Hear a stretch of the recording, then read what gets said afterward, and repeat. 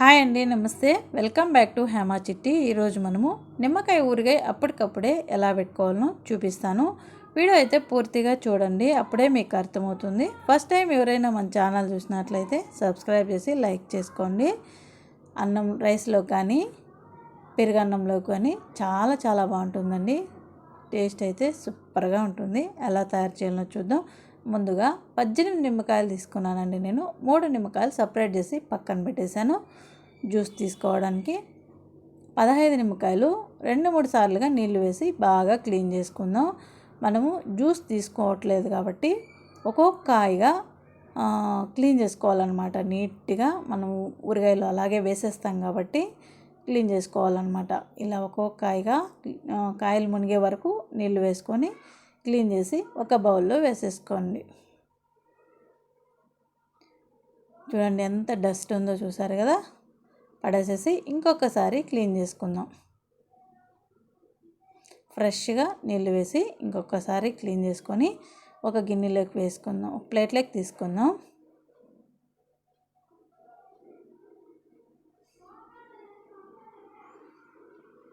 ఇలా ప్లేట్లోకి తీసేసుకొని ఒక బట్ట తీసుకొని తుడిచి ప్రతి ఒక్క కాయి తడి లేకుండా తుడిచి ఒక గిన్నెలోకి వేసుకుందాం. ఫ్యాన్ కింద కానీ లేదా ఎండలో అయినా 1 అవర్ ఆరబెట్టుకోండి. తడి అనేది ఎక్కడ ఉండకూడదండి. తడి ఉంటే ఫంగస్ వచ్చేస్తుంది. 2-3 రోజులకే చెడిపోతుంది అనమాట. మనకు ఒక ఏడాది నిల్వ ఉండాలి కాబట్టి మనం క్లీన్గా తడి లేకుండా ఆరబెట్టుకుందాం. నేనైతే ఎండలో పెట్టేశాను. అది ఆరేలోపు స్టవ్ మీద ఒక ఫ్యాన్ పెట్టి 1 స్పూన్ మెంతులు, 2 స్పూన్లు ఆవాలు వేసి లైట్గా కలర్ తిరిగే వరకు వేయించుకుందాం. అంతే అండి, వేగిపోయాయి. ఒక ప్లేట్లోకి తీసి పక్కన పెట్టేద్దాం. ఈ చల్లారేలోపు మనం నిమ్మకాయలు కట్ చేసుకుందాం. గట్టిగా ప్రెస్ చేయకుండా స్మూత్గా కట్ చేశారంటే ఇందులో ఉండే జ్యూసు బయటకు రాదనమాట. లేదంటే జ్యూస్ అంతా బయట వచ్చేస్తుంది. మీరు ఒక కాయని 8 పీసులుగా అయినా చేసుకోవచ్చు, లేదా 4 పీసులుగా అయినా చేసుకోవచ్చు. అది మీ సౌకర్యం అనమాట. నేనైతే 8 పీసులు చేశాను. ఊరికే ఉప్పు వేస్ట్ అవుతుంది కదండి, అందువల్ల 4 పీసులు చేసామంటే ఒక పెరుగన్నంలోకి ఒక పీసు కరెక్ట్గా సరిపోతుంది. మీరు ఇలా అయినా కట్ చేసుకోండి పొడుగా, లేదా ఇలా అయినా కట్ చేసుకోండి. నేనైతే చిన్న చిన్న పీసెస్గా కట్ చేసుకున్నాను అనమాట. ఒక కాయ 8 పీసులుగా కట్ చేసుకొని అన్ని కాయలు ఇలాగే కట్ చేసుకోండి. మనం ఇందులో ఉండే గింజలన్నీ తీసేయాలన్నమాట. ఈ గింజలు ఉన్నాయంటే సేదొచ్చేస్తుంది. అందువల్ల ఈ గింజలన్నీ తీసి పడేసేయాలి. మనము వారం రోజులు లేదు అంటే 20 రోజులు 25 రోజులు మగ్గించాల్సిన అవసరం లేదు.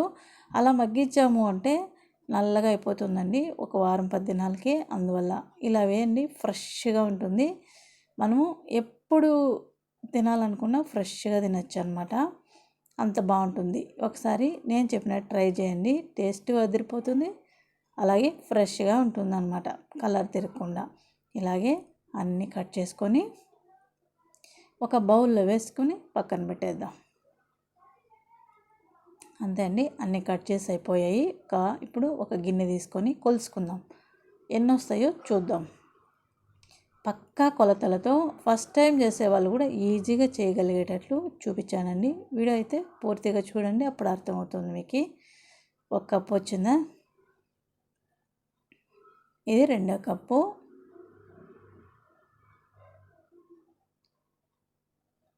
రెండు కప్పులు,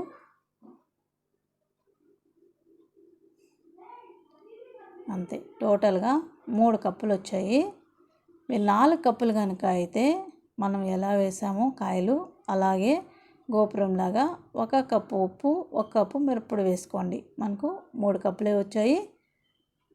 అందువల్ల మనము సదరంగా అంటే 3/4 కప్పు, మీరు 1 కప్పు నిమ్మ ఉప్పులు అయితే కూడా 1/4 ఉప్పు మిరప్పొడి, 1/4 ఉప్పు సాల్ట్ కానీ ఉప్పు కానీ వేసుకొని ఊరికే పెట్టేసుకోవచ్చు. ఇప్పుడు నేను 3/4 కప్పు ఉప్పు తీసుకొని గ్రైండ్ చేసుకున్నాను అనమాట. గ్రైండ్ చేసి ఈ ఉప్పులలో వేసేద్దాం. అలాగే ఒకసారి కలుపుకుందాం. మనం ఇలా కళ్ళుప్పు తీసుకున్నామంటే టేస్ట్ బాగుంటుంది. ఇది మిక్సీ జార్లో వేసి గ్రైండ్ చేసి వేసాము అంటే తొందరగా కరిగిపోతుంది అనమాట. మీరు స్పూన్తో అయినా కలుపుకోండి, లేదా చేత్తో అయినా కలుపుకోండి. చేత్తో కలిపారంటే ముక్కలు బాగా పడుతుందన్నమాట మనం వేసే మసాలా. ఇది కారం పొడి, నేను ఫ్రెష్గా కొట్టిన కారం పొడి ఇలా కొట్టి 3/4 కప్పు అనమాట. గోపురం లాగా వద్దు, 3/4 కప్పు సరిపోతుంది. 3 కప్పులు నిమ్మకాయలు కాబట్టి, నిమ్మ ఉప్పులు కాబట్టి. మనం ఆవాలు మెంతులు పొడి కొట్టిందనమాట, మనం వేయించాం కదా, అది పొడి కొట్టుకొని ఇందులో వేసేయాలన్నమాట. ఇదంతా బాగా ముక్కలకు పట్టించాలి. ముక్కలకు పట్టించి ఇప్పుడు మనం ఆయిల్ 1 కప్పు అనమాట, ఫుల్గా 1 కప్పు. 4 కప్పులు కనుక అయితే 1 కప్పు 1/4 కప్పు వేసుకోండి ఆయిల్. 1 కప్పు పావు అనమాట. మనకు 3 కప్పులే కాబట్టి నేను ఫుల్గా 1 కప్పు వేసాను. 2.5 స్పూన్ వరకు ఆవాలన్నమాట. ఆవాలు ఎక్కువ వేయద్దు, చేదు వచ్చేస్తుంది. 2 స్పూన్లు లేదా 2.5 స్పూన్ సరిపోతుంది. చిట్పాట్లానిచ్చి స్టవ్ ఆఫ్ చేసేయండి. కొంచెం చల్లారిన తర్వాత ఇంగువ 1 స్పూన్ వేసి పక్కన పెట్టేయండి. అది బాగా చల్లారని, అది చల్లారేలోపు 3 నిమ్మకాయలు పిండి జ్యూస్ తీసుకొని ఇలా ఒక ప్లాస్టిక్ దాంట్లో కానీ గాజు సీసాలో కానీ వేసుకొని కలుపుకుందాం. స్టీల్ దాంట్లోనే పెట్టామంటే తినేస్తుంది అనమాట. ఇందులో ఉప్పు కారం ఎక్కువ వేస్తాం కాబట్టి తినేస్తుంది. అందువల్ల నేనైతే ఒక ప్లాస్టిక్ బకెట్లో వేసుకున్నాను, చిన్న బకెట్లో. ఆ 3 నిమ్మకాయల జ్యూసు ఇందులో వేసేయాలన్నమాట. గింజలు అయితే వేయకూడదు, జ్యూస్ మాత్రం వేసి బాగా ఈ ముక్కలను ఒకసారి కలుపుకొని, ఇది ఆయిల్ అండి, మనం కాంచాం కదా, ఆవాలు ఇంగువ వేసి అది చల్లారింది, ఇందులో వేసి కలిపేద్దాం. బాగా చల్లారిన తర్వాత వేసారు అంటే మిరప్పొడి, కారం పొడి మనం ఎలా వేసామో అలాగే ఉంటుంది ఫ్రెష్గా. లేదు అంటే కలర్ తిరిగిపోతుంది అనమాట. నేనైతే పసుపు వేయలేదండి. మీరు కావాలంటే పసుపు వేసుకోవచ్చు. పసుపు భిన్న పురుగు పడుతుంది, అందువల్ల నేను పసుపు వేయలేదు.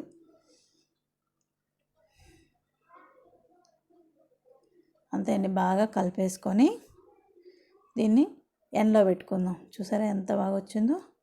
ఇదే మొత్తం ఫ్రెష్గా ఉంటుందన్నమాట. ఇప్పుడు ఎండలో ఒక 2 రోజులు, ఎండలో మీకు కనుక ఎండ ఉన్నట్టయితే 2 రోజులు ఎండలో పెట్టేయండి, సరిపోతుంది. నేను ఎండలో పెట్టాను. ఫస్ట్ రోజు, సెకండ్ రోజు, 2 రోజులు ఎండలో పెట్టేసాను అనమాట. అంతే. ఇప్పుడు మనము జార్లో వేసేసుకుందాం. నేనైతే గాజు సీసాలో వేసుకున్నాను.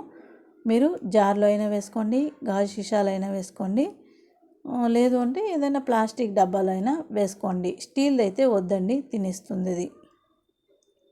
మనం ఎప్పుడు కానీ ఊరగాయ వేసేటప్పుడు ఉప్పు కారం కొంచెం దండిగా ఉండాలన్నమాట, లేదు అంటే చెడిపోతుంది.